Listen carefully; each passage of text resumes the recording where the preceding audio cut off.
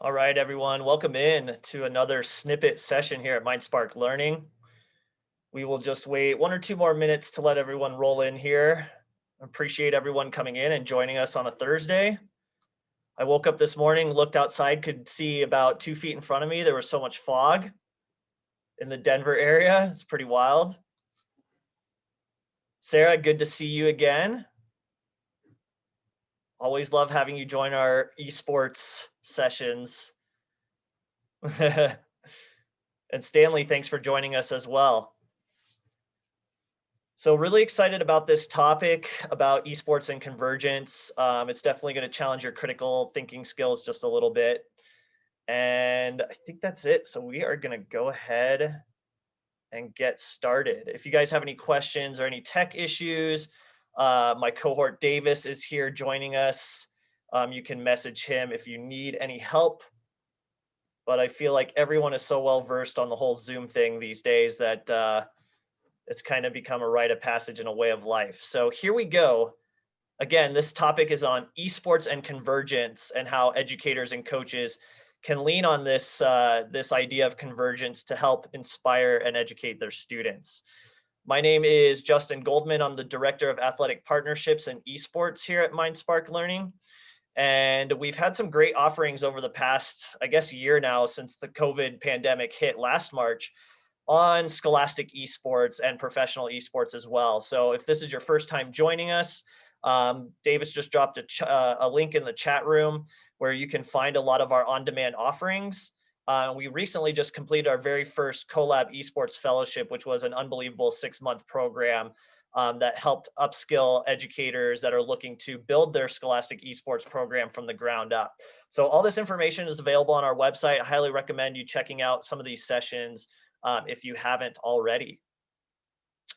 And MindSpark Learning is an education nonprofit that is focused mainly on upskilling and helping develop educators. And the MSL Capita program is kind of our athletic vertical at MindSpark Learning. And the MSL Capita program is really focused on 4 key attributes or 4 key pillars to success. The first one being social purpose. The second one being workforce development. So really preparing athletes and students for the future workforce. Next gen technology, which is a big component of this session today on convergence. And then the human element, really looking at the holistic development of students and athletes and making sure that the SEL, the social emotional learning, and the empathy-based learning is a key component to their development over time. So these are kind of 4 pillars that we really lean on when we're providing these educational opportunities for coaches and educators. And so again, as we go through this slide deck and through this little snippet here, just keep these kind of elements in mind because that's where a lot of the discussion and the topics are going to focus on. So just to get started, we would love to kind of ignite your critical thinking skills by asking you one key question. And if you're new to esports, this might be a little bit more of a long-term discussion to have. But if you're a regular and you've been involved in scholastic esports over the past couple of years, this is a pretty simple question to answer. But the question I wanted to pose to everyone is, are gamers pro athletes? Okay, when you see this picture of one of the top esports teams in the world, do you see them as athletes or do you just see them as gaming nerds? Okay, and this question is really important as we continue to talk about this topic surrounding convergence because things have really shifted since the pandemic started last March. Have you guys seen esports and the E-League? I don't know if that's sports, but it's great for mind savvy.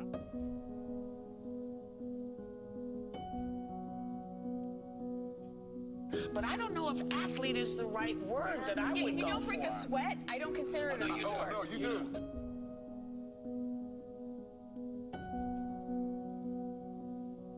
Watching people play video games isn't like watching people play football. It's like watching people play fantasy football. It is one more step removed from human activity. You understand? It's video games. It shouldn't be on a sports network. It's video games. But can it truly be a spectator sport? It already is. 71 million watched it last year. They reckon it's going to, by 2017, it'll be 145 million people watching it.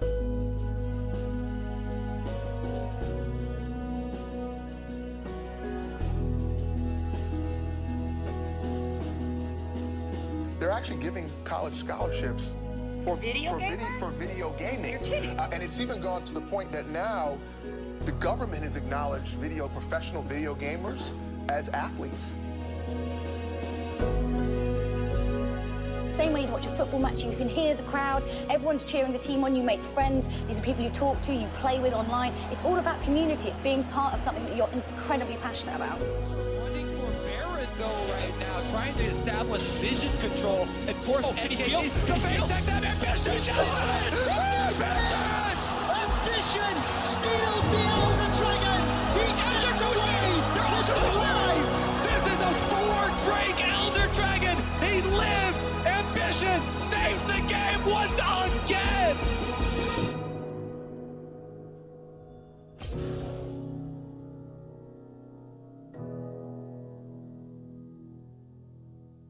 Have you guys seen Okay, so I love to show that video because it really does display the amount of passion and energy and excitement around professional esports.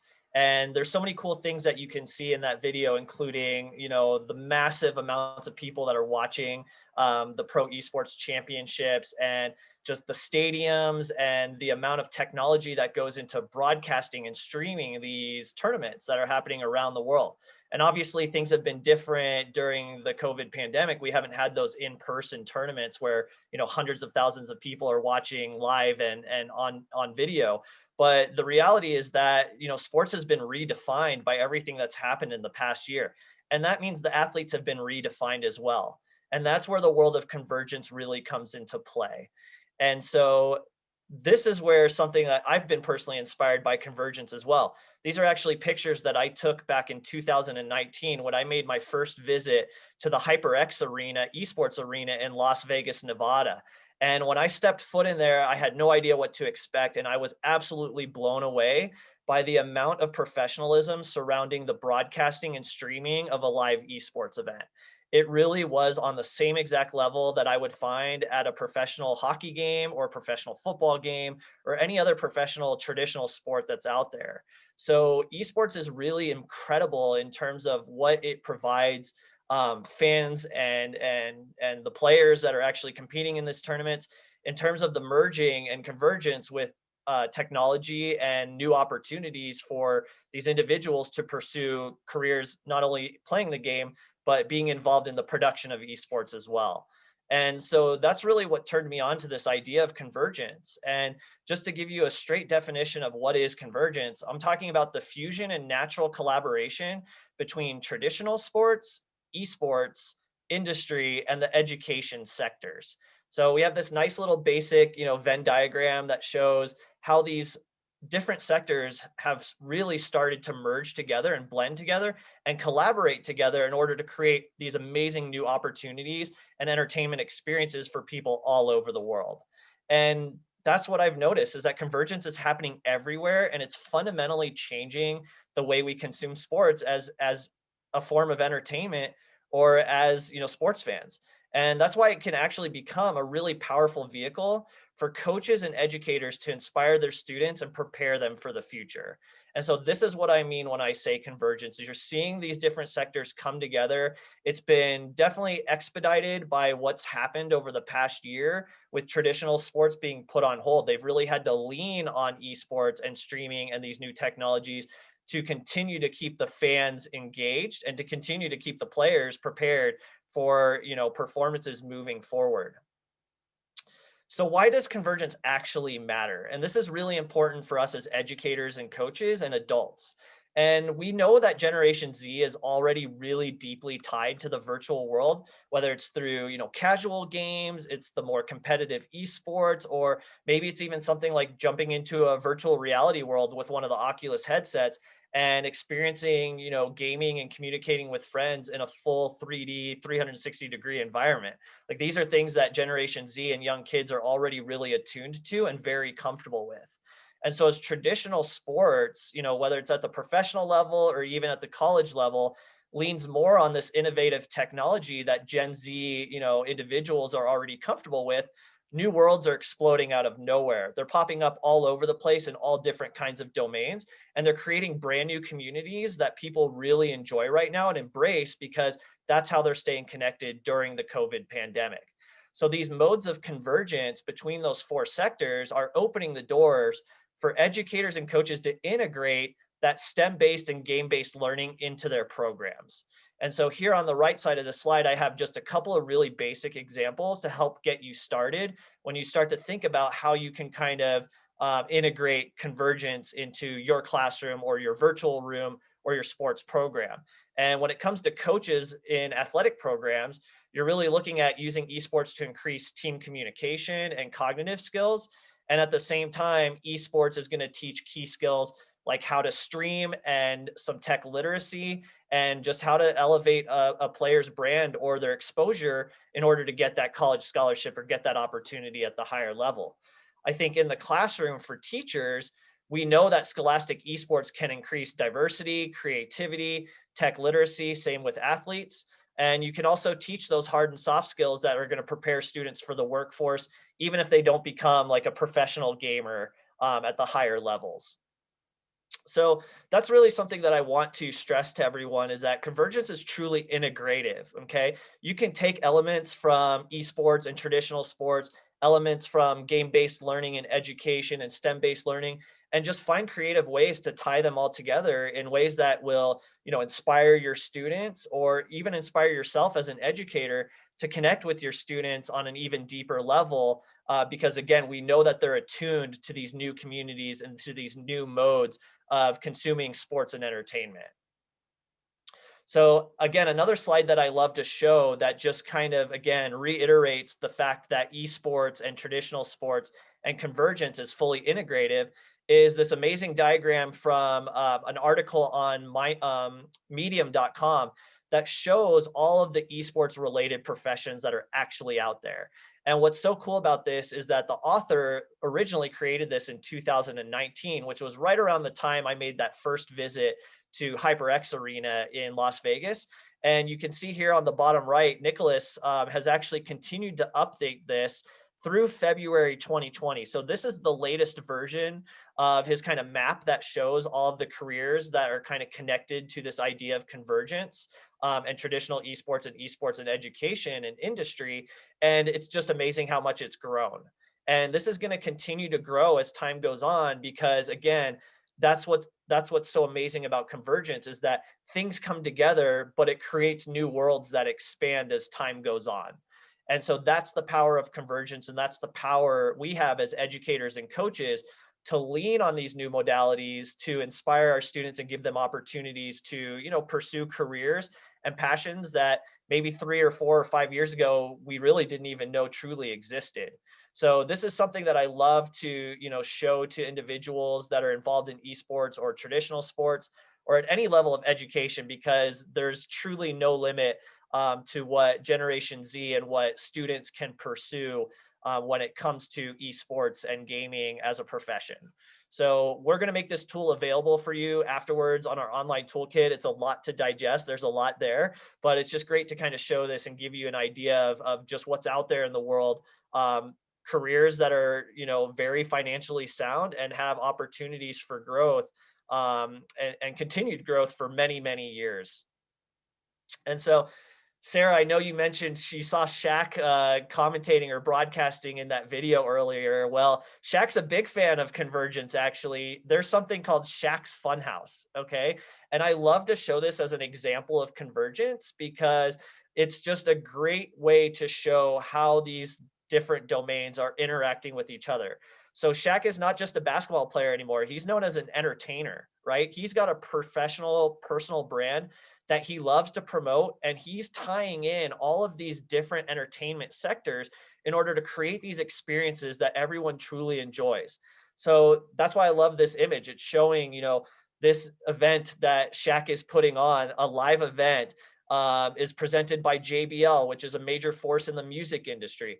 He has carnival games. He's got DJs like DJ Tiesto, throwing down live music. And all this is also being streamed at the same time. So for those that can't actually appear in person, you can still enjoy the experience virtually through that streaming technology. He's got Waffle House giving away free waffles. Who doesn't love a free waffle when you're listening to DJ Tiesto, right? And Cirque du Soleil is involved as well. So you're seeing all these different modalities of entertainment come together and really create this amazing new experience. And with these new experiences, there's people involved behind the scenes that have to make these experiences happen, both virtually and in person. And that's where those career opportunities and that workforce development comes into play. The company that created this event is called Medium Rare. And it's a company that I recently connected with, and it's pretty incredible how they're leaning on convergence every day to help these, big name stars like Shaquille O'Neal continue to build their brand and just dive into this idea of convergence and create these awesome experiences, for fans of all types and all minds all around the world. Probably one of the most commonly known examples of convergence would be last year's Travis Scott in-game tournament in Fortnite. Over 12.3 million concurrent players dove into the game and experienced this in-game concert in real time. And it was an amazing feat of technology. It was an amazing feat for Fortnite and the company as a whole. And the brand blew up. It was already one of the most popular esports games, but showcasing that they can integrate other domains like a famous rapper like Travis Scott was really kind of mind-blowing at the time. When I first saw this last year, I was just like, wow, that's totally opening a new world for, young kids to engage with each other and engage with famous rappers. But again, looking at it from the industrial standpoint, how many amazing jobs are being created and how many awesome opportunities there are for young kids to go out and explore their creative side and come up with ideas that are extremely relevant for, today's generation of kids and even adults like us that just love to enjoy cool stuff like this. So this example of convergence between a video game and Fortnite and a famous rapper is one that's really well known. And again, just a great example to continue to get your mind thinking in this direction. Another example of convergence that I wanted to share was actually NASCAR, who was voted as the Sport Techie 2020 League of the Year. NASCAR's work with iRacing and how they were able to pivot in March from just having their in-person real life events in stadiums and racetracks to virtual racing. And I love this quote from a NASCAR racer, Michael McDowell, who said, virtual racing went from just being a learning tool for most of us to being something competitive where we can actually race against other people in real time using that streaming technology. And just like he said here, it's helped fill the void, fill the adrenaline rush void. So again, this is a really powerful example of convergence where NASCAR, a league that traditionally just competes in real time, in real life, leaning on, streaming technology and the technology that's already really relevant in esports to keep the fan base engaged and also keep their athletes performing at a high level. And it's truly amazing what iRacing and virtual racing and virtual leagues like NASCAR's leagues are capable of doing. Here's a quick video to just give you an example. The first time I watched this, I could literally not tell the difference between a real vehicle and a virtual vehicle.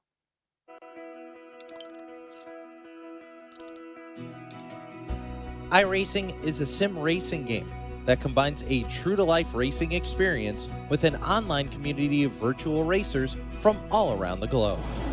iRacing offers a multitude of officially licensed cars and tracks, laser scanned with millimeter accuracy. Their car models and mechanical systems are based on real-world physics, engineered in cooperation with manufacturers and race teams. Their skill license system ranges from rookie to pro, ensuring members are always pitted against those with similar skill sets. Members are able to sign up for a weekly race series, compete in time trials, host a private race with friends, and participate in racing leagues created and run by the community. With over 170,000 members, iRacing works in partnership with renowned motorsports organizations like NASCAR to deliver virtual races based on the real-life NASCAR Cup Series, as well as many other series on the NASCAR ladder. iRacing also features team racing, providing a variety of options for members to create and manage their own teams. Race with friends or real-world teammates in full-length endurance events like the 24 Hours of Daytona, Spa 24, or the Bathurst 12 Hour. Additional partners include IMSA, World of Outlaws, Supercars, and IndyCar, allowing members to race in their very own Indianapolis 500, Bathurst 1000, Chili Bowl, and many more iconic events. This is iRacing, delivering the most authentic racing experience short of getting into a real race car. Sign up today at iRacing.com.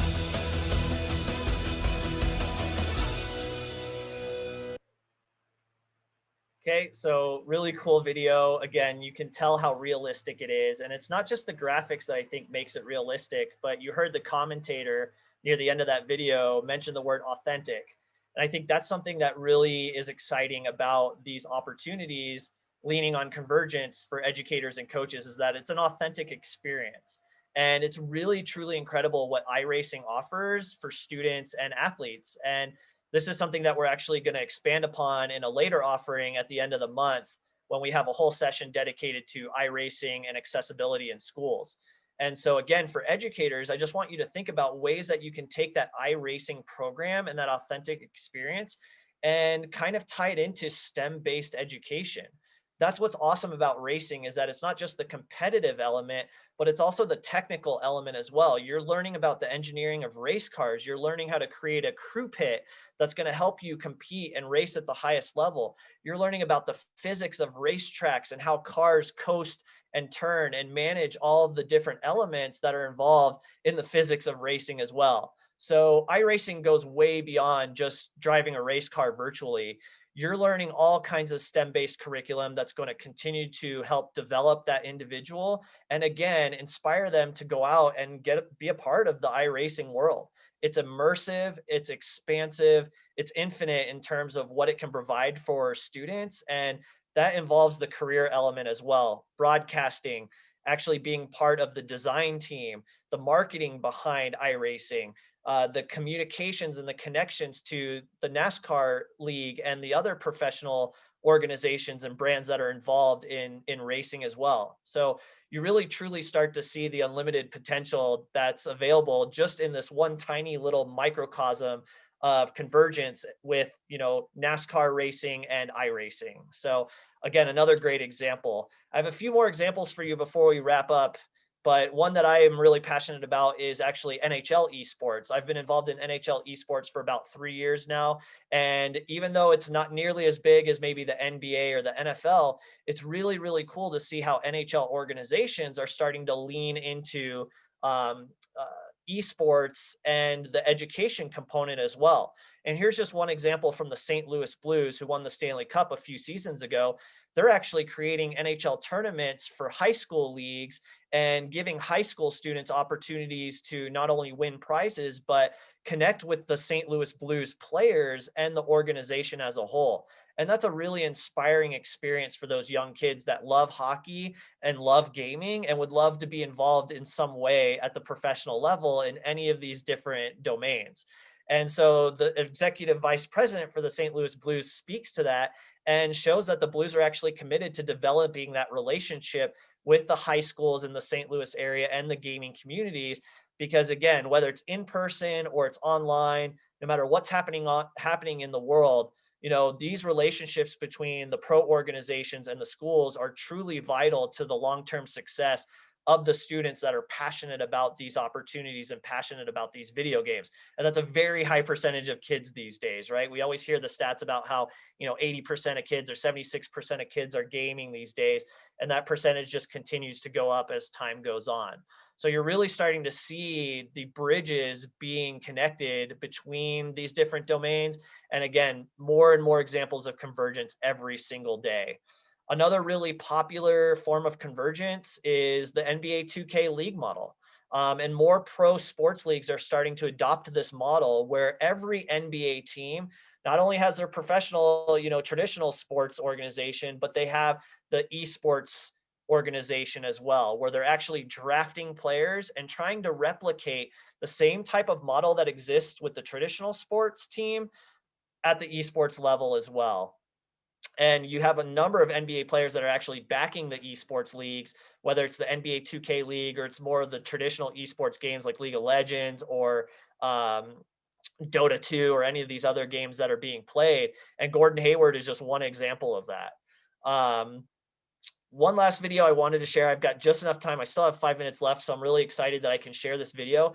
This is a recent video from the Sacramento area. And again, it just points exactly to what we've been talking about, is how convergence is truly, truly relevant in today's world and how it's opening the doors for so many amazing careers for kids that are in schools today. With sporting events canceled nationwide, professional online gamers like these guys are taking the spotlight.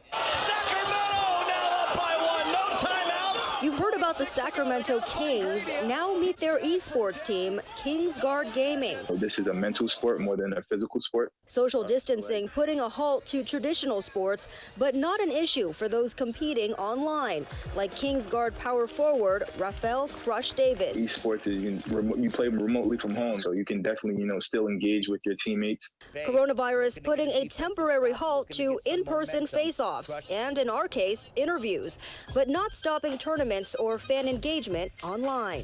Throughout this tough time, just kind of giving something for the fans to watch. Crush the glove. Oh my, get that shot out of here, he says. The really interesting crossover with traditional sports is that really traditional athletes and fans around the world all love games. Chris Park heads Gen G, a top esports company managing teams around the world. We obviously have a more malleable, a more flexible circuit and community, though, because so much of our content as well as our competition happens online. Park says online views have gone through the roof since COVID-19 forced the global community indoors. I think esports is in a kind of unique moment across a broader unfortunate situation, especially now when we're spending more time with family and needing to find other ways to virtually connect with our friends.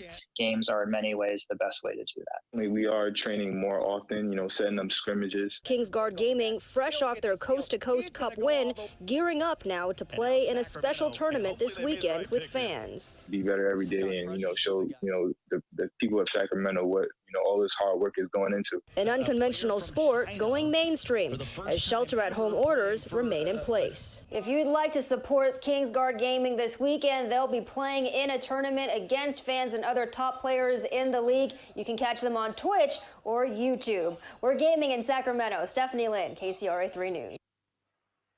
Okay, so again, awesome example of convergence in action. I love seeing the guy, the player for the Sacramento Kings esports team, actually going up to stage after he got drafted and getting that experience. I think that's really, really cool how esports and traditional sports, again, are showing that convergence and opening doors, not just for the individual players, but for people like us that want to inspire kids by giving them a taste of what this is like in the real world, through our, through our sports organizations, our sports programs, or through scholastic programs as well.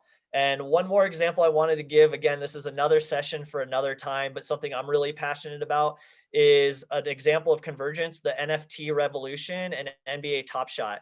Digital collectibles has absolutely exploded just over the past few weeks. And again, it's an amazing platform that's allowing professional NBA players like Tyrese Halliburton interact with just guys like myself who love digital collectibles and are doing it on a platform where we're coming together and we're creating new communities that are really valued right now. So you've probably heard about this NFT thing and about NBA Top Shot if you're involved in sports. And again, this is another offering that we're going to be providing within MSL Capita's program in the near future. So one last slide before we kind of wrap things up. We've got a couple more minutes. Again, just showing how esports and pro sports are leaning on each other. And instead of having this segmented community, the communities are coming together and creating these new worlds. And I think that last video I showed about the NBA 2K League and how they've really thrived and kind of inspired the fan base during COVID is an example like this, where esports is leaning on traditional sports in areas like coaching and player development, because that's where it's truly been mastered. And in esports, that world hasn't really been fully defined yet. We've only 3 or 4 years into, college esports being structured and fully organized. It's kind of like the wild, wild west right now. There's a lot of different college leagues, but no real formal organized collegiate esports at the NCAA level. And so esports and pro sports are leaning on each other, and vice versa. Pro sports is leaning on esports in areas like social media. We talk about the streaming component and the virtual competition, and obviously fan engagement in order to keep the fans entertained and engaged in the brand, while, you know, traditional sports is still kind of on hold and slowly getting back to normal, where fans are back in the stadium. So watching this dynamic on a daily basis and seeing how these different domains are interacting with each other and obviously converging with each other is really, really crucial for us as educators and coaches and mentors, because that's where we're going to find the true magic, where the convergence happens. That's where the new communities and the new industry opportunities and the workforce opportunities are coming out of basically nowhere, and opening the door for kids to go pursue their passion in sport and esport and education. So one last note, again, remember, convergence is integrative. It's not four domains, you know, interacting separately. It's how they come together to create these new worlds and these new opportunities. And that's where we want to be as coaches and educators, because that's where we're going to find awesome opportunities and ways to integrate these things into our curriculum or into our training. So that's pretty much all I got for everyone. Again, always be sure to check out our website at MindSpark Learning or mindspark.org. We have tons of programming available on demand. We have programming scheduled out for many months in advance. And we've got a lot of great esports opportunities available for anyone that's interested in, you know, continuing to build their esports program or their skills in the esports space as educators and coaches. So again, mindspark.org is the website. And lastly, we do have a survey that we would appreciate you taking if you have a chance. It just helps us give us some feedback on how we can make our sessions better. So I really appreciate you joining us. 10:32, so I was able to squeeze in everything just on time. But I will stick around if you do want to discuss any of this. I've got about 5 or 10 minutes. I'm happy to just chat, give you some ideas for ways that you can use convergence in your classroom or in your sports organization. Or if you just want to know more about our esports program and some of the offerings that we have for teachers and coaches, you know, I'm here for you. So thank you so much for joining. If not, enjoy the rest of your day and stay safe out there.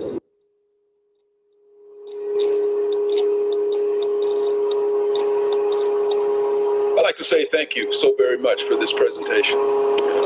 Hey, thanks it's a great introduction, especially for somebody who's just starting to try to get into this and try to, basically get our students involved in something that will, set them up. I work with a STEM. I'm a STEM coordinator for our district, and this is just one thing that I wanted to add to that. Give them that opportunity to look for something else. Thank you so much. Yeah, Stanley, if you want to put in the chat room, I'd love to know where you're located and what district you're involved in, because, if there's anything that MSL Capita can do to help facilitate or help, create opportunities for your district, we'd love to hear it. We'd love to help. So super interested to know where you're tuning in from and what district that is. Because that's awesome. And it's great to know that you're diving in and getting involved and trying to find those opportunities, because there is a lot of, I don't want to necessarily say hesitation, but esports can be really intimidating if you've never been involved in it. And so I get that question a lot from educators, like, where do I even start? Like, there's so many games, there's so many ways we can do this. What's the best way to do it? And honestly, I just say the same thing I tell everyone is just dive in, like find a game or an area that you feel you're passionate about and dive right on in. You can't really fail with esports because the kids love it so much. And when you give that agency to the kids in your district or in a specific school, they'll help guide you along the way. They'll tell you what games they're playing and what games they want to, compete in, and how to set up, that first scrimmage or that first practice. And so not only are you kind of leaning on the kids and giving them that agency, but they're the ones that have a lot of the expertise and a lot of the experience doing these things on their own within their own, group of friends, and just formalizing it and helping manage it at the school level or at the district level becomes a really fun experience and a great opportunity for the kids. So Oh, it looks like North Carolina. Awesome. Well, hey, feel free to reach out to us at any time. I'm going to drop my email in here, and we'd love to chat about how we can help you get your program going in your district or in any of the schools there in North Carolina. Let me see. There's my email, and I'll drop Davis's email in here as well, just so you have both of ours. And that way, yeah, you can just send us an email or reach out anytime. We really appreciate you joining us. And yeah, we have some more esports offerings in the future. And you can also check out our website if you want to see any of our other on-demand content, just so you can see some of the other things we've been discussing. So, all right, we're going to close up now. Thank you guys so much for joining us. We'll see you next time here at MindSpark and MSL Capita, and enjoy the rest of your day.